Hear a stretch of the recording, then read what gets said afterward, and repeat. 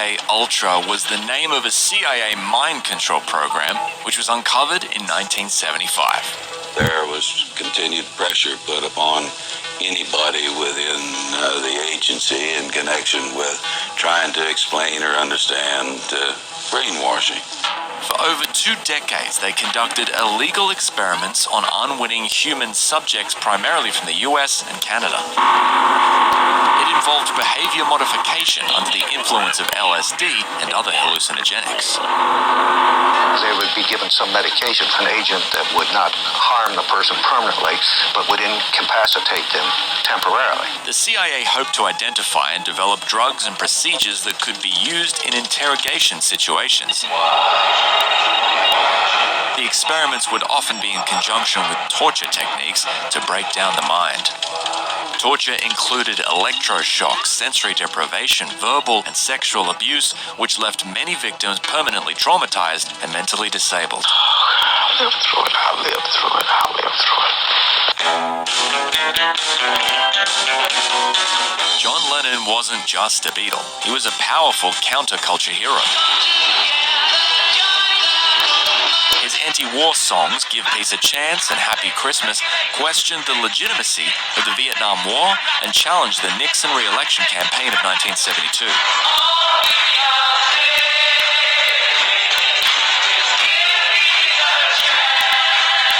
It was only after his murder in 1980 was it revealed that the FBI spied on Lennon for an entire year. When it first started, I was followed in the car, and my phone was tapped, and I think they wanted me to know to scare me, and I was scared, paranoid. This surveillance operation led to an attempt to deport Lennon from the US in 1972. What do you think your chances are of remaining in this country? 99 to 1. Prohibition was introduced to the US in 1920 to control the country's alcohol consumption. When illegal bootlegging operations became a problem, the US government took more drastic measures. In the mid-20s, the government poisoned the country's illegal liquor supply by adding toxins, including highly lethal methanol. So what the government then looked at was, can we do something to this alcohol that makes it much riskier to drink, and use that essentially as a chemical enforcement of prohibition. It wasn't until medical examiner Charles Norris investigated the growing amount of deaths that the truth was revealed. By the end of Prohibition in 1933, the poison booze had killed over 10,000 Americans.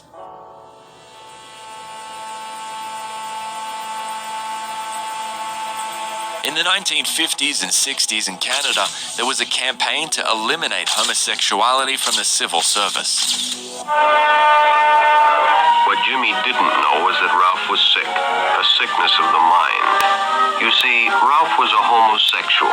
Inventor Frank Robert Wake became pivotal to this when he developed the fruit machine. It aimed to weed out homosexuals by measuring the pupillary responses to visual stimuli. It was assumed that heterosexuals and homosexuals would react differently. How many people do you know? Why are you concerned about how many people? You know, I'm dedicated, I work hard at my job. The fruit machine had innumerable variables that made it hardly scientifically accurate.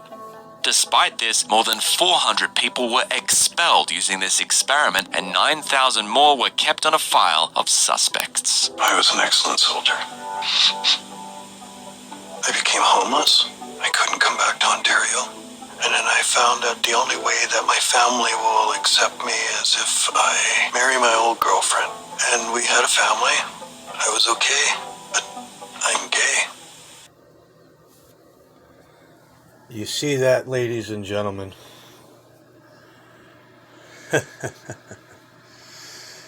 You see that, ladies and gentlemen? Now what are we really getting at here? What we're getting at is, you see what the government's capable of doing. If they're capable of doing that, why wouldn't they be capable of doing this? Why wouldn't they be capable of doing this ahead of time? They were literally programming people to accept it. Okay? I don't need to say no more. The proof is right in front of your eyes. If you don't look for it, you'll never know. It's very easy for somebody to say you don't know what you're talking about. It's fake news. It's not real. But they don't do any research ahead of time to find out whether you're telling the truth or not. Because it's called cognitive dissonance. Cognitive distortions. Okay? They don't want to trade their core belief in that they've known all their life for something that is new and true, because it disproves everything they were ever taught, and they don't want to be put in a situation where, how shall you say, they feel like they were betrayed, because it'll just anger them. So some people you cannot talk to about this, because what it does is it breaks up relationships, it breaks up families, and it breaks up friends, because not everybody will agree with what you do. With that being said, ladies and gentlemen, I hope you all enjoyed this video, and I hope you all enjoy the rest of your night. God bless you all.